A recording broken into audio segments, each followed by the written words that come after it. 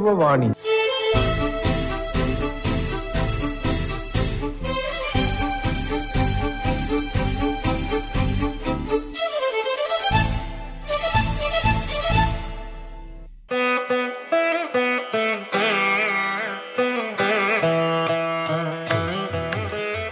ഗായികയും സംഗീത അധ്യാപികയുമായ കീർത്തന നേമത്തില്ലവുമായുള്ള അഭിമുഖം തുടർന്ന് കേൾക്കാം.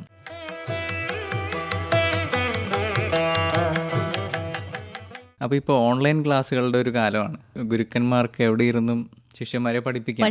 അപ്പോൾ ഈ പഴയ ഒരു രീതി ഉണ്ടല്ലോ, ഗുരുമുഖത്ത് നിന്ന് പഠിക്കണം എന്നുള്ള ഒരു രീതി.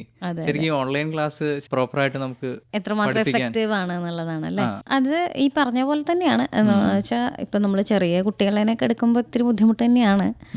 പക്ഷേ അറ്റ് ദ സെയിം ടൈം അതൊരു വളരെ കൺവീനിയന്റ് ആയിട്ടുള്ള ഒരു ഓപ്ഷനാണ്. അതായത് നമുക്ക് ഇപ്പം ഞാൻ പറഞ്ഞ പോലെ എനിക്ക് ശ്രീവിദ്യ മാമിൻ്റെ അടുത്ത് നിന്ന് പഠിക്കാൻ പറ്റുന്നത്, മാം ഇരിക്കുന്നത് മദ്രാസിലാണ്, ചെന്നൈ ആണ്, ഞാനിവിടെയാണ്. അതെ, അതെ, എല്ലാ ആഴ്ചയും നമുക്ക് പോയി വരാന്ന് പറയുന്നത് സാധ്യമായൊരു കാര്യമല്ല. അപ്പോൾ നമ്മൾ മാക്സിമം നമുക്ക് കൺവീനിയന്റ് ആയിട്ടുള്ള ഒരു ഓപ്ഷനാണ് നോക്കുക. അത്രയല്ല. അപ്പോൾ നമുക്ക് റെസ്പോൺസിബിലിറ്റി കൂടും.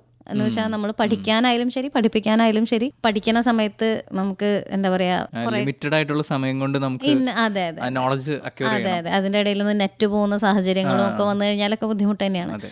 അപ്പോൾ അവര് നമുക്ക് റെക്കോർഡ് ചെയ്ത് അയക്കുക, അല്ലെങ്കിൽ നമ്മൾ ഇപ്പം ഞാനാണ് പഠിപ്പിക്കണമെന്നുണ്ടെങ്കിൽ ഞാൻ അവർക്ക് റെക്കോർഡിങ്സ് അയച്ചു കൊടുക്കുക.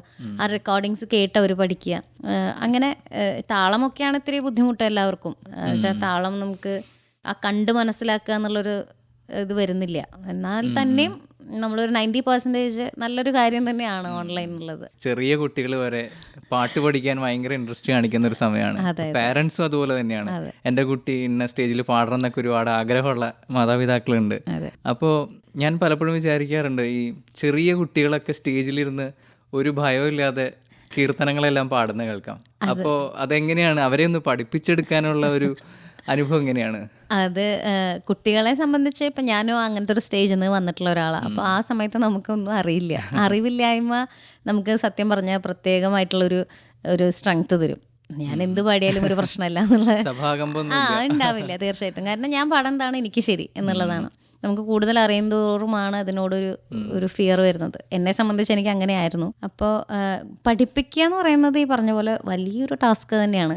കാരണം കുട്ടികൾ പ്രത്യേകിച്ച് ഈ ഫോണിൽ കൂടിയുള്ള പഠനം എന്ന് പറയുമ്പോൾ കുട്ടികൾക്ക് അത്രയും ഫോക്കസ്ഡ് ആയിട്ട് ഇരിക്കാൻ പറ്റില്ല. അപ്പോൾ നമ്മൾ 1 മണിക്കൂർ ക്ലാസ് ആണ് പറയണതെന്നുണ്ടെങ്കിൽ മാക്സിമം ഒരു 10 to 15 minutes ആണ് അവരൊന്ന് നമ്മളോട് സഹകരിക്കുക. അതിൻ്റെ ഇടയിൽ എഴുന്നേറ്റ് പോവാം, മാം എനിക്ക് വെള്ളം കുടിക്കണമായിരുന്നു, മാം എനിക്ക് ചായ കുടിക്കണം മാം എന്നൊക്കെ പറഞ്ഞേ പോവും. വളരെ ചെറിയ കുട്ടികൾ.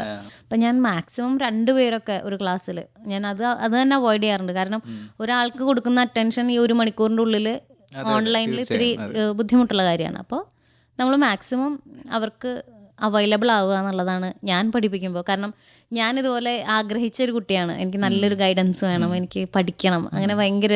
അപ്പം ഞാൻ പഠിപ്പിക്കുന്ന കുട്ടികൾ മോശമാവരുത് എന്നുള്ളൊരു തോന്നൽ നമുക്കുണ്ടാവും. അപ്പോൾ അറ്റ്ലീസ്റ്റ് ഞാൻ പഠിപ്പിക്കുന്ന ബേസിക് ആയിട്ടുള്ള കാര്യങ്ങളെങ്കിലും വൃത്തിയായിട്ട് അറിഞ്ഞിരിക്കണം.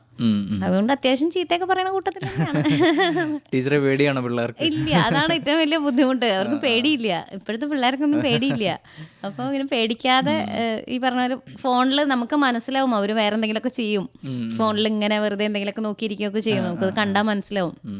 നമ്മളൊന്നും ആയിരുന്നപ്പോ നമുക്ക് പേടിയായിരുന്നു. ഒരു ടീച്ചർമാരെ അപ്പുറത്തേക്ക് കൂടെ പോയാൽ തന്നെ നമുക്ക് പേടിയാ, അയ്യോ ടീച്ചർ. അതെ അതെ അതെ പേടിയാ. ഇപ്പൊ അങ്ങനെയൊന്നുമില്ല. മാതാപിതാക്കൾ ഇപ്പോൾ പാട്ട് പഠിപ്പിക്കാനായിട്ട് ടീച്ചറുടെ അടുത്ത് വരുമ്പോൾ, ടീച്ചറെ എനിക്ക് അടുത്ത സംഗീതോത്സവത്തിന് കുട്ടികളെ സ്റ്റേജിൽ കയറ്റണം എന്നൊക്കെ ആഗ്രഹിക്കുന്ന മാതാപിതാക്കളുണ്ട്.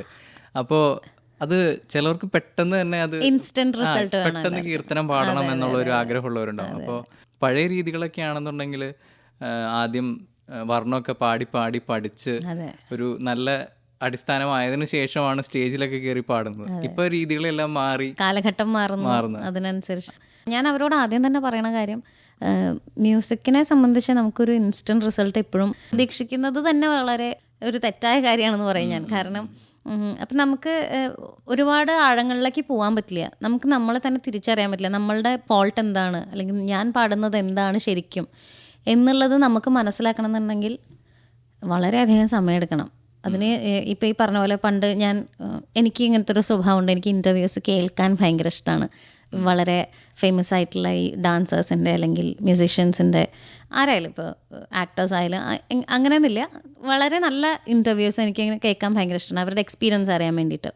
അപ്പം ഞാൻ പണ്ട് എപ്പോഴോ കേട്ടതാണ് ഈ ശോഭന മാമിൻ്റെ ഒരു ഇൻ്റർവ്യൂവിൽ അവർ 9 മണിക്കൂറൊക്കെ കണ്ടിന്യൂസ് പ്രാക്ടീസ് ഒക്കെ ചെയ്തിട്ടുണ്ട് ഒരു കാലഘട്ടത്തിൽ. അത് അന്ന് ഞാൻ ഈ കലാക്ഷേത്രയിൽ വന്നിട്ടില്ല. അപ്പം ഞാൻ വിശ്വസിച്ചിരുന്നില്ല പറഞ്ഞു 9 മണിക്കൂറൊക്കെ ഒരാൾക്ക് അങ്ങനെ ചെയ്യാൻ പറ്റുമോ. പക്ഷെ 9 മണിക്കൂറല്ല, നമ്മൾ ഇരുന്ന് കഴിഞ്ഞാൽ നമ്മളുടെ പെർഫെക്ഷൻ വരുന്നത് വരെ നമുക്ക് എഴുന്നേക്കാൻ പറ്റില്ല. അതുകൊണ്ടാണ് 9 മണിക്കൂറൊക്കെ ആവണത്. അത് നമ്മൾ വിചാരിച്ചുകൊണ്ട് ചെയ്യുന്നൊരു കാര്യമല്ല, അതങ്ങനെ വന്നു പോകും. അതെ അതെ അതെ അതെ. അങ്ങനെ നമ്മൾ അത്രയും പ്രാക്ടീസ് അതിന് കൊടുത്താൽ തന്നെ നമുക്ക് ചെറിയൊരു റിസൾട്ടെങ്കിലും വരുള്ളൂ. അപ്പം ഞാൻ എല്ലാ പേരൻസിൻ്റെ അടുത്തും പറയുന്നൊരു കാര്യമാണ്, നമുക്ക് ഇൻസ്റ്റൻറ്റ് റിസൾട്ട് പ്രതീക്ഷിച്ചിട്ട് വരരുത്. സമയമെടുക്കും. ഒരു 2 വർഷമെങ്കിലും കുട്ടികൾക്ക് സമയം കൊടുക്കുക, ടീച്ചറിന് സമയം തരാന്നല്ല. കാരണം എത്രയൊക്കെ പറഞ്ഞാലും നമ്മൾക്ക് ഒരു 50-50 ഇത് പോകുന്നത്. നമ്മൾ നമ്മുടെ എത്ര കൊടുത്താലും അവർ ചെയ്യേണ്ട കാര്യം അവർ ചെയ്തില്ലെങ്കിൽ ഒന്നും നടക്കില്ല. ഞാനും പലപ്പോഴും ഇങ്ങനെ കുട്ടികളൊക്കെ പാടുന്നത് കാണുമ്പോൾ ശ്രദ്ധിച്ചിട്ടുണ്ട്. അപ്പോൾ അവർ ഇത്ര ചെറിയ പ്രായത്തിൽ ഈ സ്വരസ്ഥാനവും കാര്യങ്ങളൊക്കെ മനസ്സിലാക്കാനുള്ള ഒരു പക്വത അവർക്ക് ഉണ്ടോ എന്ന് ഞാൻ പലപ്പോഴും ചിന്തിച്ചിട്ടുണ്ട്. അതിനൊരു റീസൺ ഇന്നത്തെ കാലഘട്ടത്തിൽ പറയാ വെച്ച് കഴിഞ്ഞാൽ അവർക്ക് കുറച്ചും കൂടി ആക്സസിബിലിറ്റി ഉണ്ട്. അവർക്ക് എല്ലാത്തിനും ഇപ്പം നമുക്ക് ഈ ഫോൺ തന്നെ വലിയൊരു എന്താ പറയുക എക്സാമ്പിളാണ് അതിന്. നമുക്ക് എന്താ പറയുക, ഒരു പാട്ട് കേൾക്കണം തോന്നിയാൽ കുട്ടികൾക്ക് തന്നെ അറിയാം അതെങ്ങനെ ഉപയോഗിക്കേണ്ടത്. ഇത് ഇന്നത് എടുത്തു കഴിഞ്ഞാൽ ഇന്നത് കിട്ടും എന്നുള്ളത് അവർക്കറിയാം. അത് നല്ല രീതിയിൽ ഉപയോഗിക്കുകയാണെന്നുണ്ടെങ്കിൽ വളരെ എന്താ പറയുക, ഇപ്പോൾ ഈ പറഞ്ഞ പോലെ വളരെ ചെറിയ പിള്ളേരൊക്കെ സ്റ്റേജിൽ പാടുന്നതിൻ്റെ ഒരു റീസൺ അത് തന്നെയാണ്. കാരണം അവർക്ക് വളരെയധികം എക്സ്പോഷർ ഉണ്ട്. അവർക്ക് ഇറങ്ങി എന്തും ചെയ്യാനുള്ള ധൈര്യമുണ്ട്. ആ ധൈര്യം കൊടുക്കുന്നത് പേരൻസ് ആണ് കേട്ടോ. അതും പറയണം, ഇപ്പോൾ പറയാതിരിക്കാൻ വയ്യ. ഇന്നത്തെ ആൾക്കാർക്ക് കുറച്ചും കൂടി അത് വേണം എന്നുള്ള ആഗ്രഹമുള്ള കൂട്ടത്തിലാണ്. ഇപ്പോൾ കുറച്ചും കൂടി പിള്ളേർക്ക് ആക്സസിബിലിറ്റി ഉണ്ട്, എക്സ്പോഷർ ഉണ്ട്, അതുകൊണ്ട് അവർ പഠിക്കണം, അവർ ചെയ്യണം. അത് അങ്ങനെ വളരട്ടെ, നല്ല കാര്യം.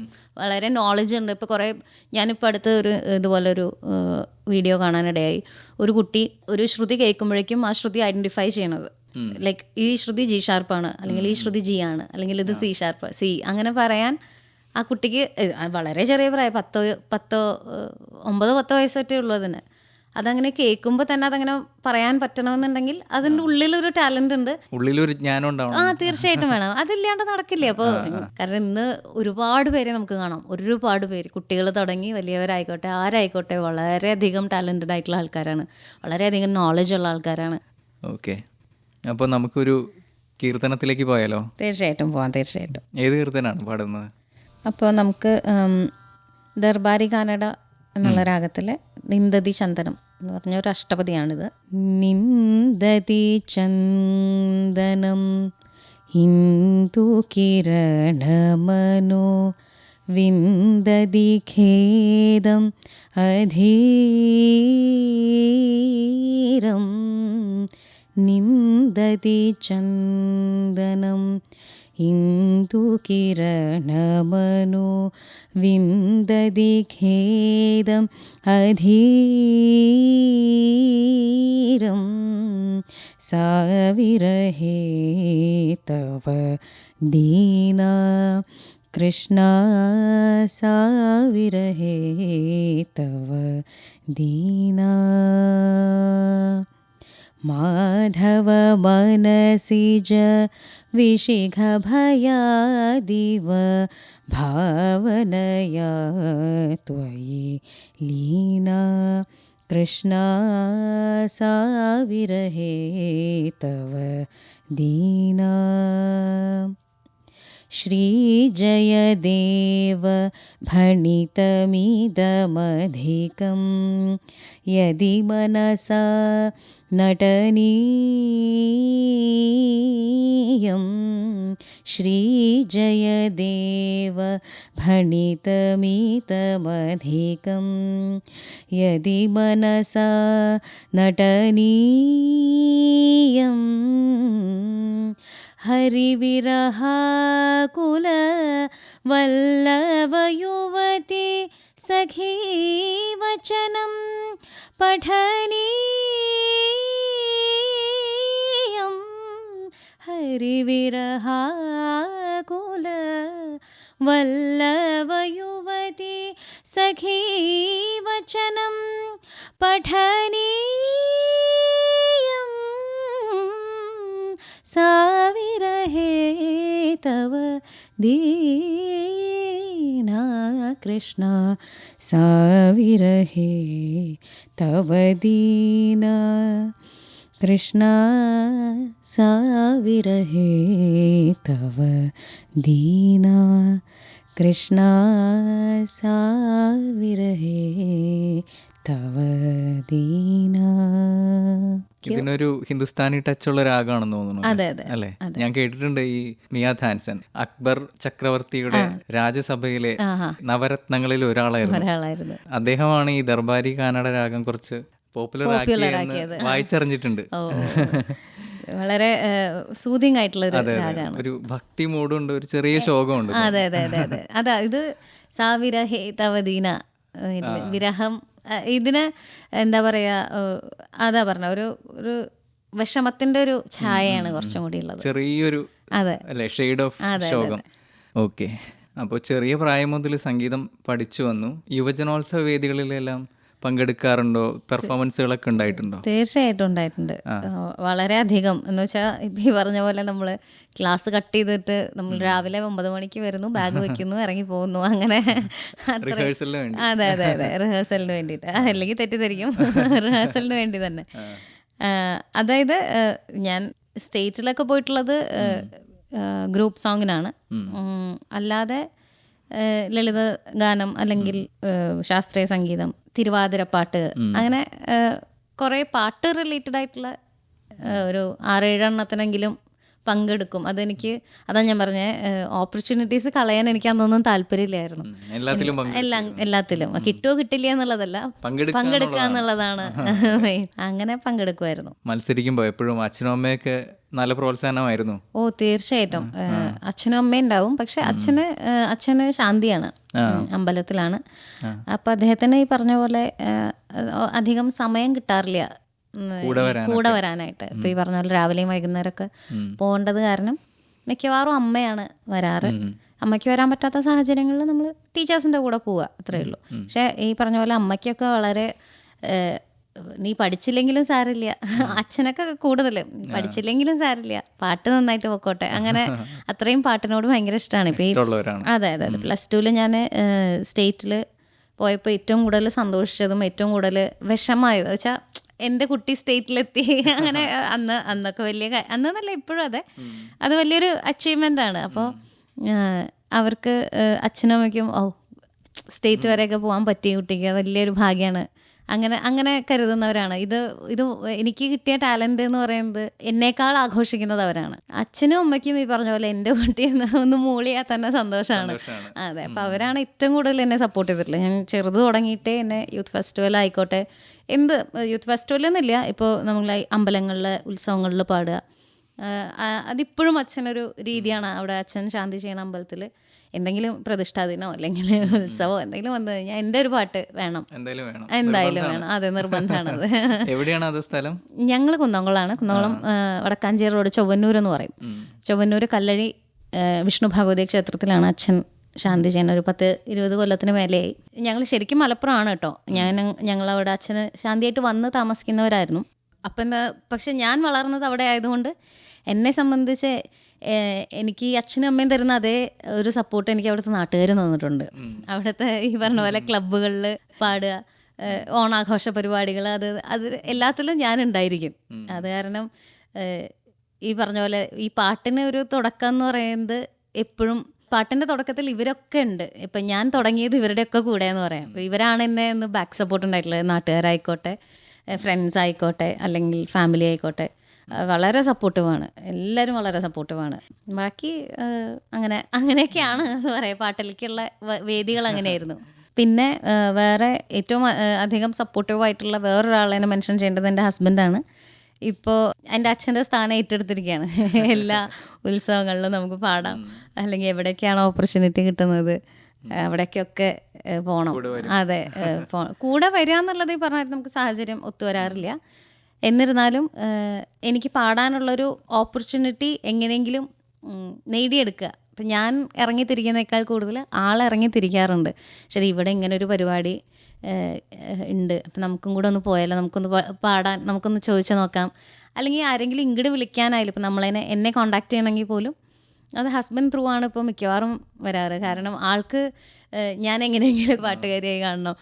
അത് എൻ്റെ അച്ഛനമ്മയെ പോലെ പിന്നെ ആഗ്രഹിക്കണത് എൻ്റെ ഹസ്ബൻഡാണ്. അയ്യോ, ഫാൻസ് അല്ല, ക്രിറ്റിസിസം കൂടുതലാ. അയ്യോ, അതൊക്കെ ഉണ്ട്. എൻ്റെ ഓപ്പിളും അതെ, ചേച്ചി അതെ, പിന്നെ ഹസ്ബൻഡും അതെ. വളരെ ക്രിറ്റിസിസം എന്ന് പറഞ്ഞു കഴിഞ്ഞാൽ പീക്കാണ്.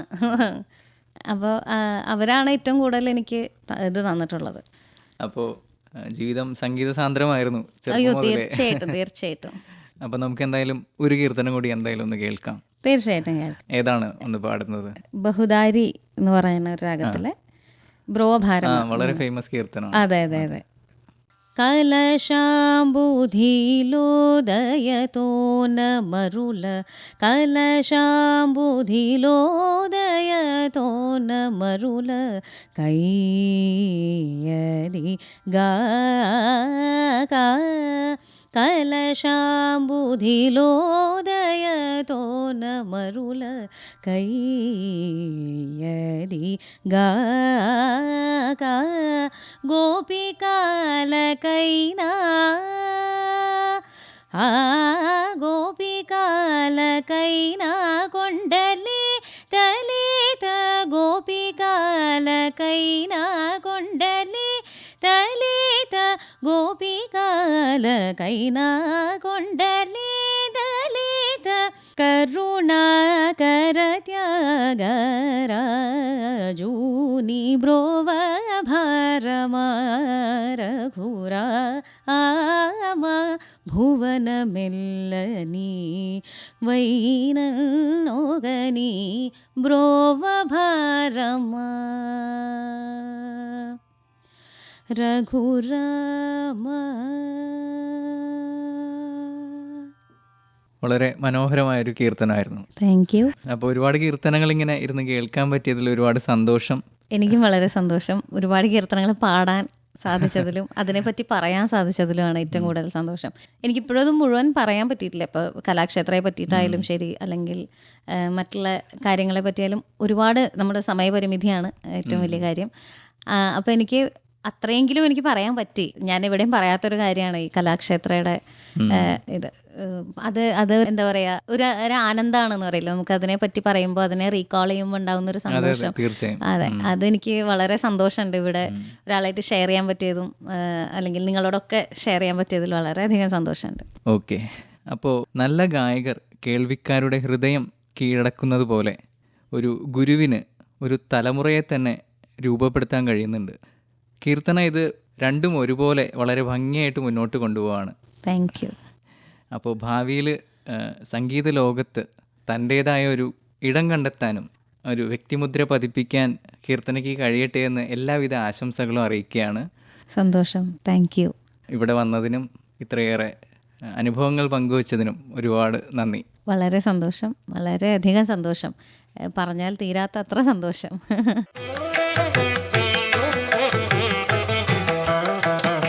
ശ്രോതാക്കൾ ഇതുവരെ കേട്ടത് ഗായികയും സംഗീത അധ്യാപികയുമായ കീർത്തന നേമത്തില്ലവുമായുള്ള അഭിമുഖം.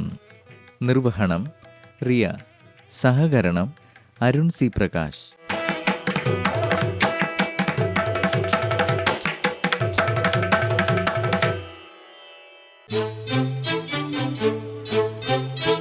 യുവവാണി സമാപിക്കുന്നു.